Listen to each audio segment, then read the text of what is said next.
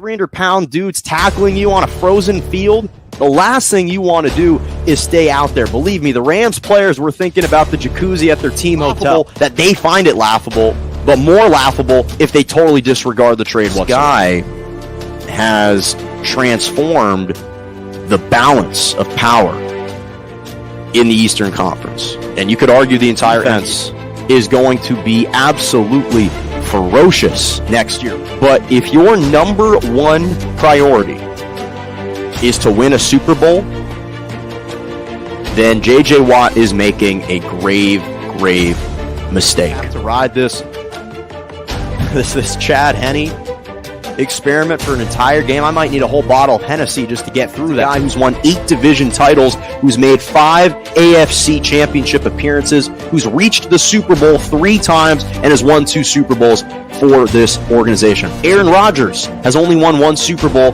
with Green Bay. Drew Brees has only won 1 Super Bowl with New Orleans. There's only 13 quarterbacks in NFL history that have won multiple Super Bowls, and Big Ben is one of those individuals.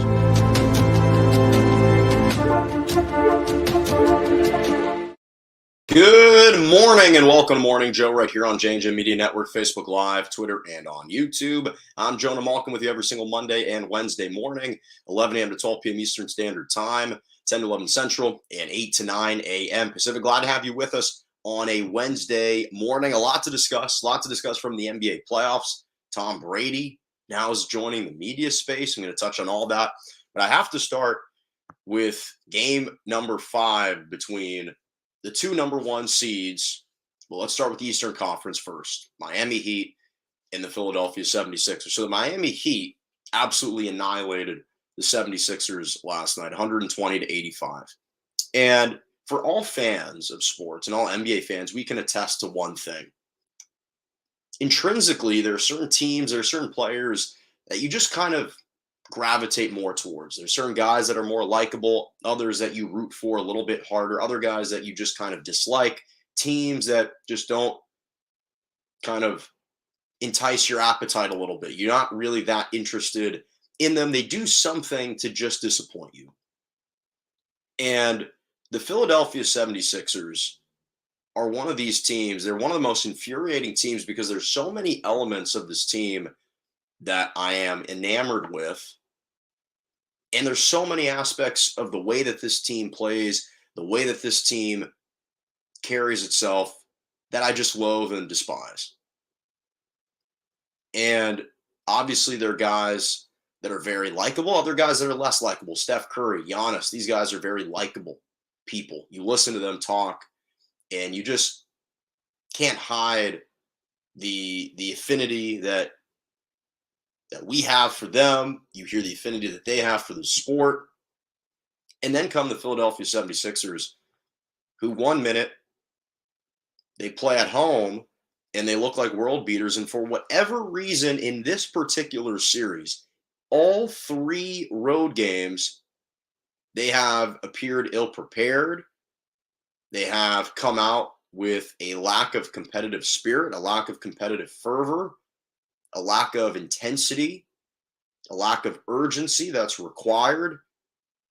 And it is surprising to me how much apathy and how much lethargy they played with in Game 5, a Game 5 of the playoffs. It's one thing to come out a little bit lethargic in a regular season basketball game, but Game 5 of the NBA playoffs, Game 5 of the second round to go up 3-2 in an NBA playoff series, and you're lacking juice, you're not coming out motivated, you're not coming out fired up and ready to play, it's just extremely disappointing.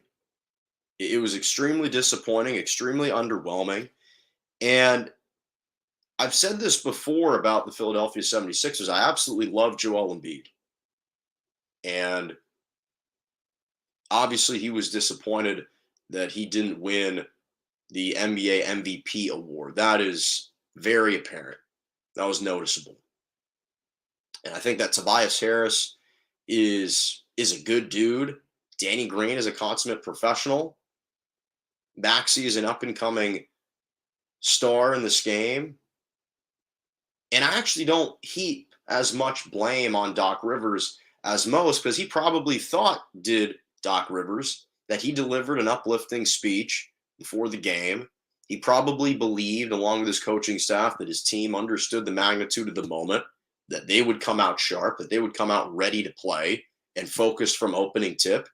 I don't think he was even expecting this type of lackluster performance. He said in his postgame remarks, I'd likely want to burn the tape. And for whatever reason, this particular group just continues to underwhelm across the board, but especially in road games. And they need to be a little bit more accountable for their own play. Miami obviously shot it a lot better than the 76ers did. That's to be expected. Them playing at home, they shot a lot better. They shot it a lot more efficiently. Though that's no question about it. And listen, they deserve a lot of credit for the defense that they played. They held Philadelphia to 85 points, which is the lowest mark that they've had in the postseason, this postseason. But even with that being said, Philadelphia's attitude and their mindset, their mentality and approach to the game needs to shift when they're on the road. They just kind of packed it in. They forgot to pack their energy and their intensity in their suitcases when they took off the runway to fly from Philly over to Miami. They just left it at home. And I've been hearing a lot of criticism of Joel Embiid. I'm going to give him this pass for a few reasons. The guy is dealing with a litany of injuries. He's dealing with an orbital fracture in his right eye, dealing with a torn ligament in his right shooting hand. And so I'm not expecting Joel Embiid to necessarily be quite as dominant as he was pre-injury. I think that's an unfair assumption or expectation. But with that being said, Joel Embiid is the heartbeat of the team. And he's got to set the tone with his energy and with his intensity, with his aggressiveness. He only put up 12 shots. Now, I know he probably can only see out of 1.5 eyes, but still, that trickles down to the rest of the guys on the team. And they see that he's not as engaged as he needs to be. He's not as active as he needs to be. Well, then why should we? Unfortunately, that's been the reality. Miami understood, hey, this is a pivotal game 5. The winner of game 5 in a 2-2 series ends up winning about 80 to 82% of the time, the rest of the series. So they played out with a sense of urgency. They came out with a sense of urgency. Philly, they just kind of played with the thought that they've got game 6 in their back pocket. So Joel Embiid, I think obviously he had heard earlier in the day or yesterday. Yeah, yesterday, because that's when the game was played earlier in the day. He had heard that Nikola Jokic won back-to-back MVP awards over him, the second consecutive year in which he finished second. So clearly he was disappointed. And he appeared a little bit dejected, completely deflated. He was distracted by losing out on the award, is what it looked like to all the viewers. And unfortunately, that's not the tone that you need to set for your team. But again, as far as the actual production, I'm going to give him a little bit of a pass. He needs to be more aggressive, that's for sure. But his efficiency, whatever, he was 7 for 12, so he was efficient, just didn't shoot enough. James Harden reverted back to the same James Harden and the version of the beer that we had seen all throughout the last year and a half, unfortunately. He just can't sustain any level of consistency anymore, unfortunately. I think that's the reality. Tyrese Maxey just had an off-shooting night. Tobias Harris got up 14 shots. That's fine. So he was aggressive. He was getting up some shots. And the rest of the team just didn't really shoot it particularly well. But this game was all about heart. It was all about desire. It was all about want to win and a will to compete. Miami won this purely on effort. Yes, they shot it better than Philly, but this was a game of effort, and Philly didn't bring it. I mean, even the 2 games in Philadelphia that the 76ers won, Miami was competing. They were in it till the end. Game 3 was a little bit more one-sided, but they were still battling. Just because they were missing shots and losing, they were still competing. They were still battling, especially game 4. And yet, to me, it was just extremely disappointing. Now, do I see Philadelphia coming back home to win a game 6 on their home floor? Yes. Do they have a chance to win game 7 on the road? They do, but so far the blueprint on them has been, hey, at least in this series, is if you're Miami, if we just try to punch them in the mouth within the first 5-10 minutes of the first quarter, they'll back off. And that's what's been the trend so far. I mean, every single game in Miami, Philadelphia hasn't struck any potential fear whatsoever that they could go into that building and win. And that's a problem. That's a major problem. So now I want to transition to the Western Conference, the other number 1 seed against the number 4 seed, Phoenix Suns and the Dallas Mavericks. So on Monday, I had looked at the 2-2 series between the Suns and the Mavericks and the Heat and the 76ers, and I had said, okay, which one of these number 1 seeds do I think is in a little bit more trouble than the other? Now, I had said the Miami Heat. Obviously, they're up 3-2 right now in the series, but the other team that I was comparing it to was Phoenix and Dallas. And I'd said that I wasn't as concerned about the Phoenix Suns as a number 1 seed. I really wasn't, because this series to me is a lot more predictable than the Heat 76ers series, because it's predominantly about which team's role players are going to step up and shoot it better. It's a lot more predictable than the Miami Heat 76ers series, where you throw in the wrench that is Joel Embiid. This series, you understand what's happening. Both teams are just trying to execute their game plans at a higher level, and it's all about which team's going to get more production from their role players. And so far, that's been the trend. The first 2 games, Devin Booker, their star, is pacing the Suns, especially since Chris Paul has struggled mightily in his last 3 games.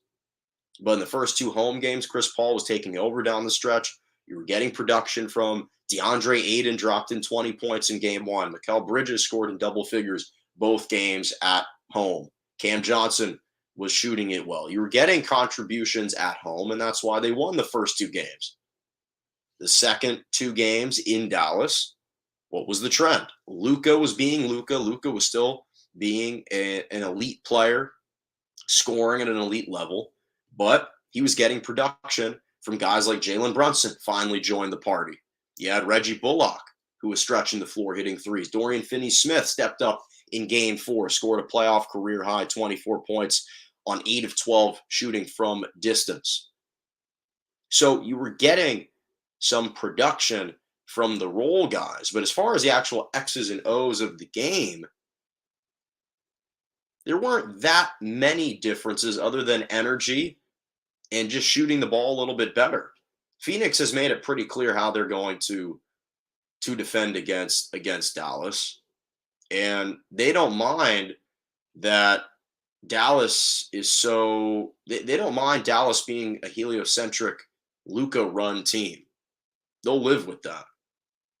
And that's, I think, the one problem with Dallas right now, and the one disparity between the games that they win and the games that they don't is, okay, they are always heliocentric with Luka, but when guys are open, they got to make shots. And the problem was in game 5, his teammates didn't really help him out and make shots. So obviously when Luka's able to drive to the basket and collapse the defense and kick it out to wide open shooters, or if he's facing a double team and he's able to find the open guy, which he did several times yesterday, they got to make more of those shots. That's number 1. And yesterday, there was a reason why the Mavericks only had 9 assists. They didn't really share the ball that much. They need to swing the ball a little bit more, and that includes Luka. Even when he's off the ball, continue to move, continue to get rid of the ball quickly. Every time it comes back into his hands, the one predictable defensive scheme that the Suns can employ is simply sitting back and understanding Luka's going to run the offense himself. And once the ball is in his hands, after he gets it back, he's likely not going to pass it off again. And that's partly what's made Luka so great, but also an area of his game that he can continue to improve in is okay, continue to swing the ball, continue to move without the basketball a little bit more, because the 9 assists, although it was largely due to guys missing open shots, the offense was also just a little bit stagnant. Now, the one positive, if you are the Dallas Mavericks, is Jalen Brunson is finally starting to find his offensive groove. In his last 3 games, he's been averaging 22 points. He had 28 points in game 3, 18 in game 4, 21 last night. That's a positive sign. They need that trend to continue. If he's going to give you at least 20 points, if not more, well, that's an excellent recipe for Dallas, assuming you're getting the production that you're getting from Luka Doncic. But when Reggie Bullock goes 0 for 5, 0 for 3 from 3 in 35 minutes, when Spencer Dinwiddie only gives you 2 points on 3 field goal attempts, which is clearly not aggressive enough, well, that's a massive problem. That's a massive problem, because outside of Jalen Brunson, the only other guy who's been consistent since when out on the floor for the most part is either Maxi Kleber or Davis Bertans. And they need a little bit more than that. They need Dorian Finney-Smith to hit these shots. They need Reggie Bullock to stretch the floor. Now, he's been doing a pretty good job defending Chris Paul, which is why he's out there. But when you got Frank Ntilikina all of a sudden being resurrected in this postseason, playing 13 minutes in a game 5 on the road because you need defensive help and you can't score on offense, well, that doesn't exactly buffer your offense. It just puts another good on-ball defender defending Chris Paul. So obviously, as far as yesterday, for Phoenix, they just made more shots. They made it more efficiently. They've always been sharing the basketball. They had 28 assists again last night. Now, they've got a little bit more size at the center position, so they've been out-rebounding the Dallas Mavericks, which has been a big problem for them, and it has allowed them to dominate the boards, especially yesterday. They out-rebounded the Mavericks by like 14, 50-36, something like that. And Monty Williams, who was just named the coach of the year, he's playing Bismack Biyombo. He's playing, obviously, DeAndre Ayton, but Biyombo. You've got McGee coming in. Those guys are clogging the lane and cleaning up all the misses. So Dallas, again, it's pretty predictable. If they're going to make shots, when Luka creates for himself and others, if they're going to make shots, they're going to be a deadly team and a tough team to beat. And unlike kind of the Milwaukee Bucks, where, okay, if you build a wall around Giannis, he doesn't have quite as many snipers on the outside. He's got some shooters, but not like Dallas. Dallas, they're loaded from the perimeter. That's how they constructed the team is, okay, we're going to build this team around Luka and just surround him around athletic 3-and-D guys, essentially. Or 4-and-D kind of guys, if you consider the position that they play. And they just didn't make shots yesterday. So I wasn't concerned about Phoenix's end because I had a feeling that when they returned home, they were going to shoot a lot better. Dallas was probably going to shoot a little bit more poorly. But I also think that that trend will continue when you go back to Dallas for Game 6. They'll play a lot better. The role players will step up. They'll hit a lot more shots. And so I expect this series to go 7 because Luka is going to be Luka. Luka's a star, is a superstar. The guy averaged 28, 9, and 9 in the regular season. In the postseason, he's been averaging 31 points, 10 rebounds, 7.5 assists, 47% shooting, 34% from 3. The three-point percentage could be a couple ticks higher, but that's just nitpicking. But even in this series against the Phoenix Suns, he's giving you 32 points, 9.5 rebounds, 7.5 assists. So the guy is the model of consistency, just continues to elevate his game in the postseason. He's going to do his part. But I think they'll still win Game 6, but the Phoenix Suns are probably going to win in Game 7 at home just because they've got the home court advantage. They earn that home court advantage. And again, it's all going to come down to the role players.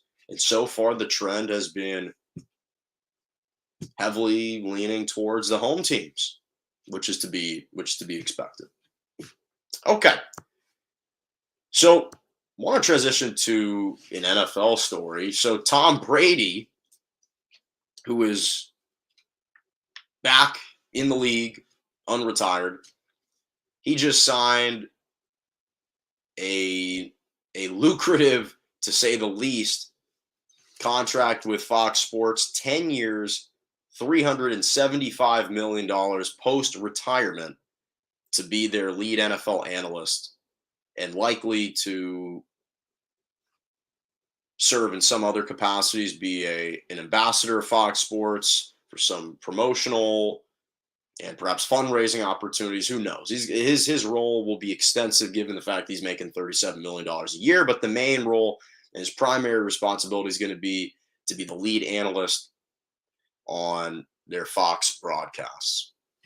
So this 10-year, $375 million, it's the largest sportscasting contract ever. And obviously Tom Brady, we had thought, retired back in February. He retired for 6 weeks, came back out of retirement, said I'm done with retirement. And obviously this deal is put in place for the future. Whenever he decides that it's time to hang up the cleats for real, this offer and this job will be waiting for him in media. And it's almost kind of hard to believe that Tom Brady will be in media, because this is the first time that a guy really of his stature is continuing on in the media space. Normally, the Jordans, the Kobes, the LeBrons, whenever Tiger Woods decides to retire, these types of guys don't tend to take media jobs because they are bigger than that. Now, the closest kind of comparison, you could say Shaq's on Inside the NBA, but even Shaq, as dominant as he is, we're talking about the greatest football player to have ever played the game, the most popular athlete in the space of football, serving as an analyst. And that's huge. That's huge. And this guy is 44 years of age, and he's likely taking this year by year. And after the 2021 season, because of how productive he was, because of the fact that he led the league in passing yards with over 5,100 yards, the fact that he led the league with touchdowns with 43, only had 12 picks, finished second in the MVP voting behind Aaron Rodgers, the fact that he had accrued all these accolades and all these achievements and was still this productive in year 44 is what made it so perplexing and kind of surprising when he did decide to announce his retirement, because people were saying, well, this guy is still extremely, extremely productive on the football field. Now he's walking away. That surprised people in and of itself. So the fact that now, he'll be given at least one more season, then he'll become another free agent at the end of the 2022 season where he can decide to either remain in Tampa, choose another location, or head for the broadcast booth. He'll have that same choice coming up next year. This is the final year of his deal. But the one thing we've seen this off season in sports, especially related to football, funny enough, is kind of the broadcaster movement, the broadcaster mobility, huge paydays. It's almost been an NFL announcer roulette is what we've seen. Al Michaels obviously was the first domino to fall, leaving Sunday Night Football on NBC for Amazon's Thursday Night Football. And Kirk Herbstreit is going to be serving a dual role, going to be having dual citizenship with Amazon and ESPN, serving as the Thursday night color analyst to Al Michaels on Thursdays, and then also doing college football for ESPN. And we saw it happen at Fox, their number one duo team and tag team. Troy Aikman departed Fox for ESPN. He's going to be paid an annual salary of $18 million a year. Now Joe Buck's officially left Fox to sign with ESPN as well on a similar $12 to $15 million per year type of contract. So we're seeing this happen all over the place, but especially with the analysts, we're seeing how lucrative this is becoming. Tony Romo signed a couple of years ago a massive $17 million per year deal over the course of 5 years. Obviously now Troy Aikman had been the highest paid analyst at $90 million at $18 million per year salary. But it's interesting because, again, we've never had as a lead analyst the most popular athlete of the sport serve in that role. Again, Shaq's an analyst, but he's not a broadcaster at the games. Dwayne Wade doesn't really broadcast at the games. There are levels. There are levels to this. And so he can command. I mean, he's the greatest of all time, so he can command this type of money. And obviously, the question is going to be how intriguing, how interesting is he going to be? How witty, how clever can he be? Because obviously the first couple of games and likely the first year, people are going to tune in simply to listen to Tom Brady. He's obviously a good-looking guy. He's the greatest to ever play the game. Extremely knowledgeable, perhaps the most knowledgeable player of all time in the sport. And to hear his insight, to hear how he sees the field in certain situations is imperative. And it's also extremely intriguing and something that people will crave. But what we've seen from the best broadcasters and the best analysts is how they communicate it. Is you can be extremely intelligent, you can know the game inside out, but if you can't communicate it in a digestible manner to the audience, well, then it's kind of futile you being out there. And so that's going to be the question to me with Tom Brady is how kind of personable can he be? And obviously people want to hear what he says, but he's not kind of one of those athletes that naturally oozes a ton of charisma like a Peyton Manning, who we've seen obviously like Tony Romo, and we've seen some of the greatest athletes, greatest NFL quarterbacks come out of or after their playing days in retirement. They decide to join media and they try to become an analyst. We saw that with Drew Brees. Unfortunately, Drew Brees wasn't a great color analyst. Tony Romo has been. He's been exceptional. We saw Jason Witten, wasn't really a great analyst. But we also see Greg Olson, who has been. He's been fantastic. So, and the guys that are really good, they just have a likability factor about them. And so far, the only instances we've seen Brady kind of interact, quote unquote, off the cuff is in the match, the golf tournament, where he's delivered some clever lines. But that's the most personality that we've ever seen. And so it's going to be interesting to see just how seamlessly he transitions into that role. How objective will he be? I'm sure he will prepare. The guy is maniacal in his preparation, just like he's been for 22 years in the NFL. So I'm sure he'll take this job extremely seriously and try to be the best that he can be. But it's a difficult job. And I'm not sure if that's something that's natural for him. But listen, from Fox's perspective, it's huge. They obviously needed to sign a major name. They needed a huge splash. They had a huge void to fill after Troy Aikman and Joe Buck both left.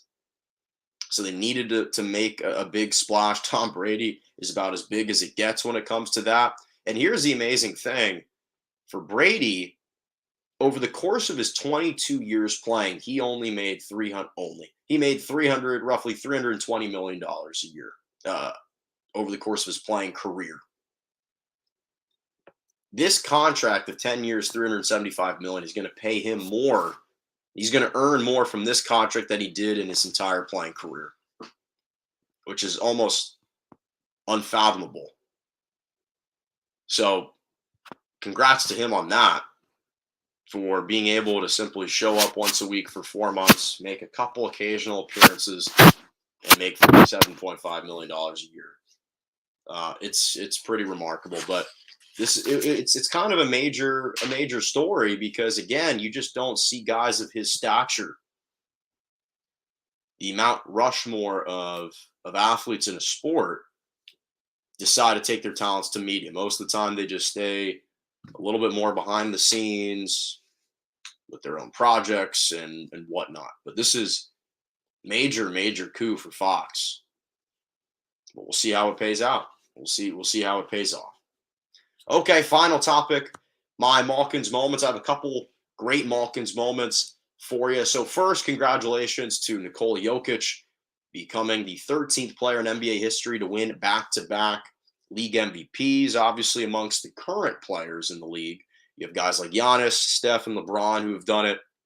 But then you have others like Tim Duncan and Steve Nash and Larry Bird and Magic Johnson and Wilt Chamberlain and Moses Malone and let's see, Larry Bird, Michael Jordan, of course, Wilt Chamberlain, Bill Russell, and Kareem Abdul-Jabbar are the other guys that have won back-to-back league MVPs.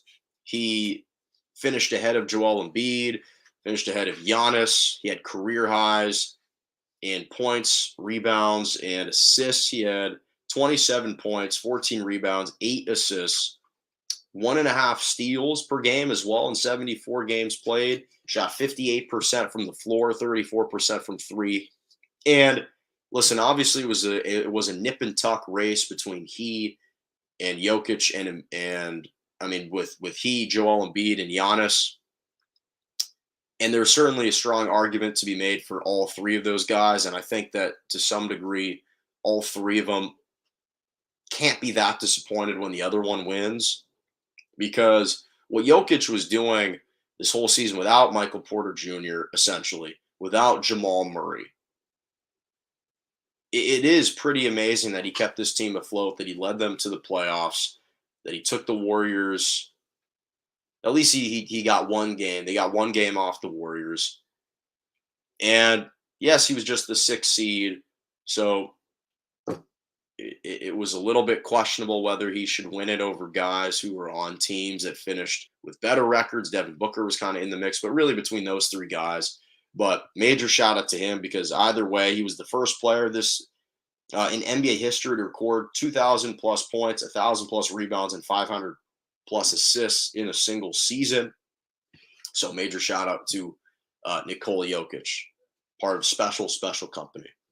So in baseball, the Los Angeles Angels, they're actually off to a much better start. I'm going to touch on that in a moment, but their rookie pitcher, Reed Detmers, threw a no-hitter in a 12-0 win against the Tampa Bay Rays at Angel Stadium last night. He became, at age 22, the youngest pitcher to throw a no-hitter since Anibal Sanchez did it in 2006 for the Miami Marlins. It was just the second no-hitter this season in the MLB. For the Angels, it was just the 12th no-hitter in their franchise history. And here's the impressive thing. So he finished with a career high in pitches in 108 pitches. He issued one walk. He only threw 2 strikeouts. He only threw 2 strikeouts, which was the fewest number of strikeouts in a no-hitter since a combined no-hitter in 2019 from Felix Pena and Taylor Cole in actually the Angels' first home game after Tyler Skaggs' unfortunate death. And so this was the first individual no-hitter for the club since Jared Weaver did it for the Angels in 2012. And obviously this is a prospect that he was the number 10 pick in the 2020 draft out of Louisville. So there were high expectations of him. He's come in and immediately been a difference maker for the Angels. This was just his 11th start in the majors. And again, what's impressive is that Detmers had never gone 7 innings in a game. Never gone 7 innings. And yet he was efficient in this game. His previous career best was 6 last season against the Houston Astros. He had never thrown more than 97 pitches in a big league game either. Well, obviously that trend has been bucked and has changed because he has now. And the interesting thing is the Angels are actually a good baseball team this year. They're 21-11. They've got one of the top 5 records in the MLB. And for years and years and years, all we were lamenting is the talent of Mike Trout. And yet we don't get a chance to see him in the postseason. Obviously, it's early in the year, or perhaps a fifth of the way through the regular season. But it looks like the Angels are off to a better start. They're leading the AL West. And obviously, when you've got a better pitching bullpen, that is going to increase your chances. So shout out to him with the Angels. That was a major accomplishment.